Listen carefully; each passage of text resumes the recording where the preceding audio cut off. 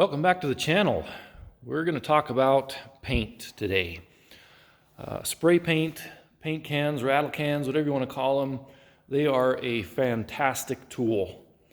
If you're refreshing, restoring, whatever it is you're doing, if you want to add a little color to anything, these cans are liquid gold. We're going to talk just a little bit today about how you can use the supplies on this table to get a fantastic finish on something that's been painted.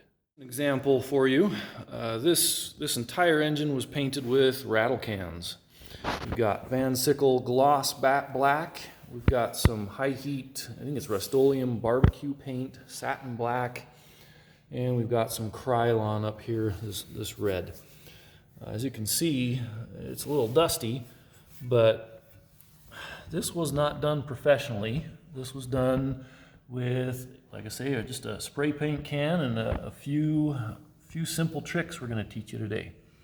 So let's take a look at the paint cans and kind of give you an overview of how they work.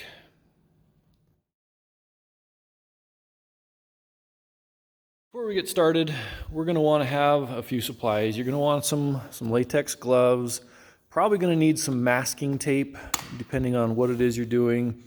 You're going to need to prep your surface, sanding, steel wool, wire wheel, paper towels, preferably low lint or no lint. Our paint cans, obviously, whatever it is you're doing. We have some specialized paint here. This is VHT high temp paint. We've got some more heat high temp paint here. This is commonly called barbecue paint. This is the stuff I just love. This Van Sickle tractor paint. You can get it in dozens of colors. It does a fantastic job, and of course your good old Rust-Oleum. Pretty comparable to Van Sickle. We've also got one extra tool you probably won't see in any other how-to paint videos. I've got a blowtorch. This is my secret ingredient. Okay, we're going to show you how to use this to prep your surface to get a fantastic finish using rattle can paint. Some other things you might want to be aware of, obviously safety. You want to be in a well-ventilated area. If you're inside, lots of ventilation fans, open doors, fresh air.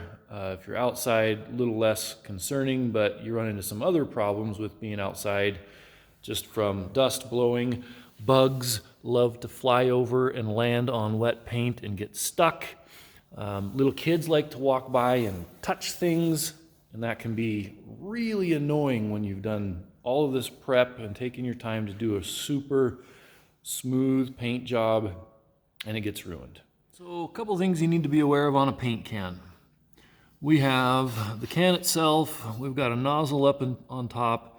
It has a straw that goes all the way down real close to the bottom, and then inside there's a little steel ball bearing, and all that is for agitating, shaking, mixing up the paint in here. It tends to separate into different layers if it sits for very long. We also, on the back, have instructions how to use, safety notes, all that important stuff. So let's talk about surface prep for a second. Many ways to do it. Sandblasting, angle grinder with a flat disc sanding reel makes a fantastic pattern in the metal. You can just sand it with a palm sander. Don't even necessarily need to sand, as long as the metal's wiped clean, it's dry, it's free from any oil. Once you get it to that point, you are going to want to wear gloves. Make sure you don't get any fingerprints on it. They will show through the metal. And if you plan on doing any masking, this is the point where you would apply the masking tape and get everything ready before we teach you our big secret trick to get the paint to stick really, really well.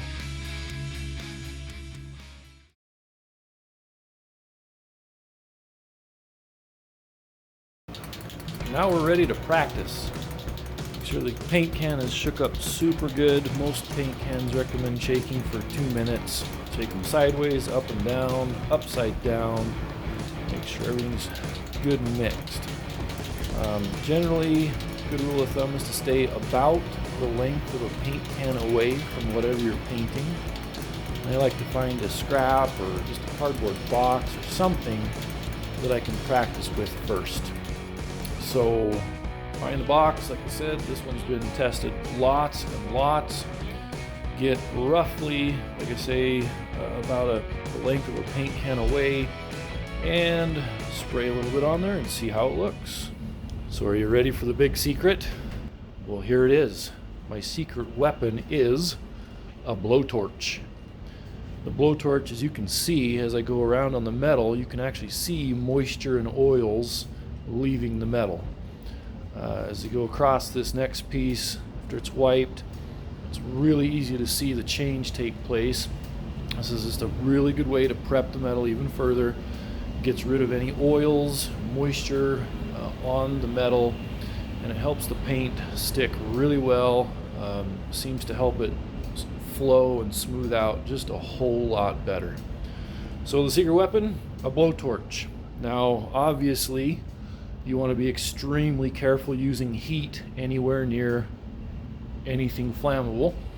Blowtorch isn't the only option. You can warm your project up in an oven. You can use a blow dryer. There's many different ways, but you want to get the metal warmish enough that the moisture and the oils can cook off and give you a good surface to paint.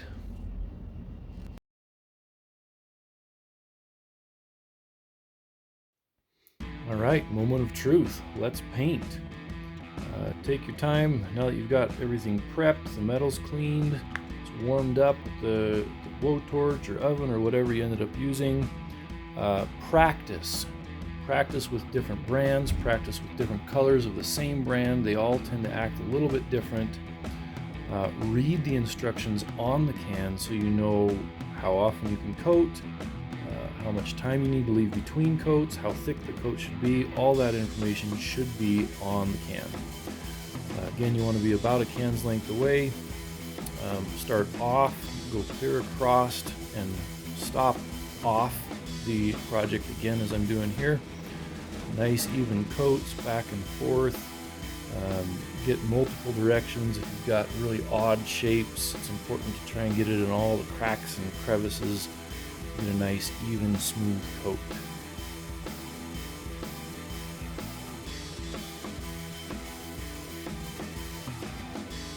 Looking for a nice smooth coat all the way across.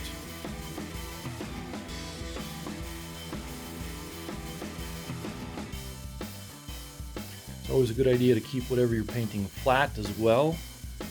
Hold the can upside down when you're done to clean it, and just look for that smooth glass finish.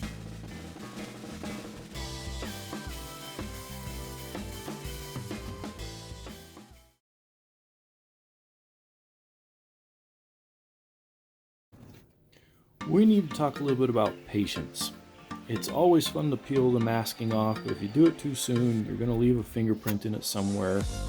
If you recoat too soon, as I'm doing here, so this is a bad example, this is what not to do. It initially looks super good, but as you can see, I didn't wait long enough between coats. So the blue was painted and then the clear coat was put over it about 4 hours later, and it wasn't enough time.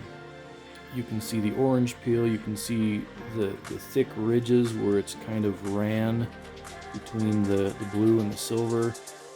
Some big old pock marks in it, so it just doesn't work. Read the instructions on the can. I use this exact same paint, the blue and the clear, on the big Ford sign I've been showing you, and let the blue dry for a good 24 hours, and then was able to clear coat over top of it, as you're going to see here in a minute, and got just a fantastic looking finish. But again, if you rush it, it's just not going to work. So this is what you can do if you're patient.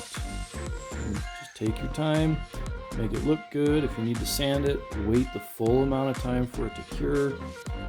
And there you go. I hope you enjoyed this. Please subscribe if you did. And as always, let me know if you have any questions or comments. I would love to hear from you guys and know how this worked for you. Stay tuned for more.